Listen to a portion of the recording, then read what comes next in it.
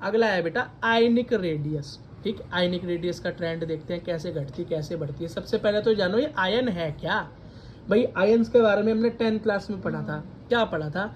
ये पढ़ा था कि कोई एटम जब इलेक्ट्रॉन या तो दे दे या किसी का ले ले तो वो एक आयन बन जाता है। आयन दो तरह का होता है, एक होता है पॉजिटिव, इलेक्ट्रॉन दे देगा तो पॉजिटिव रह जाएगा। क्यों? क्योंकि प्रोटॉन तो उतने के उतने ही है, इलेक्ट्रॉन कम हो गया। इलेक्ट्रॉन और प्रोटॉन बराबर होते हैं एक एटम के अंदर, प्रोटॉन तो उतना ही रहा। इलेक्ट्रॉन के जाने से पॉजिटिव चार्ज ज्यादा हो गया तो पॉजिटिव हो जाता है। और अगला होता है भाई नेगेटिव, इलेक्ट्रॉन ले लेता है फालतू तो भैया इलेक्ट्रॉन का चार्ज ज्यादा हो जाता है तो नेगेटिव हो जाता है। भैया इसको बोलते हैं कैट आयन और इसको बोलते हैं एन आयन। याद करने का तरीका बता रहा हूँ। आप भैया सीधे सीधे जा रहे होते हो, बिजली रास्ता काट देती है, बिल्ली रास्ता काट देती है, बिल्ली ने काटा रास्ता तो हो गया कैट आयन। कैट आ गई ना इसमें, कैट मानी बिल्ली। अब ये कैट आयन याद हो गया तो एन आयन की क्या ट्रिक बताओ, याद कर लो, अपोजिट होता है इसका सिर्फ, है ना।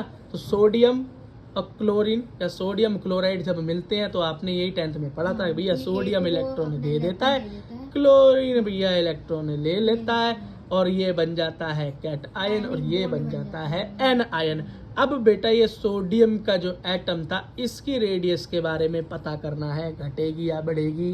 क्लोरीन की पता करना है घटेगी या बढ़ेगी। वैसे नॉर्मल अंदाजा लगाओगे तो पता चल जाएगा भाई इलेक्ट्रॉन लूज कर रहा है, इसका मतलब मेटेलिक कैरेक्टर शो कर रहा है, इसका मतलब साइज बढ़ रहा है, इसका मतलब, अब सारा मतलब मैं ही बता दूंगा तो आगे पढ़ोगे कौन। अगला देखो एटॉमिक रेडियस का बेटा ट्रेंड देखें।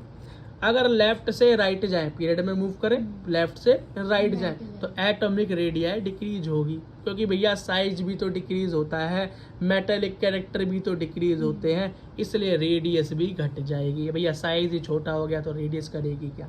सेम ऐसा ट्रेंड नहीं है एटॉमिक रेडियस वाला, सेम वही ट्रेंड है बेटा, कोई चेंज नहीं है।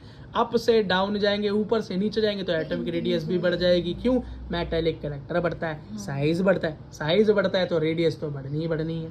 ठीक है, अच्छा बेटा एक चीज याद रखना, कैटायन जो होगा हमेशा क्या होगा, जो भी नॉर्मल एटम होगा उससे, जो भी बेटा जैसे सोडियम था, अब सोडियम प्लस जब बन गया, सोडियम प्लस जब बन गया वो बेटा सोडियम से क्या हो गया, छोटा हो गया, उसका एक इलेक्ट्रॉन चला गया ना तो उसका साइज भी छोटा हो जाएगा, पहले एडजस्ट कर रखा था।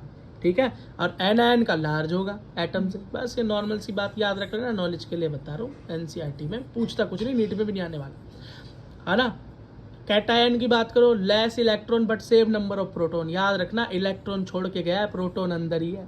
और एन आयन में इलेक्ट्रॉन बढ़ गया है लेकिन प्रोटॉन अभी भी उतने का उतना ही रहेगा, प्रोटॉन थोड़ी ना आ गया कहीं से। अगला देखो भैया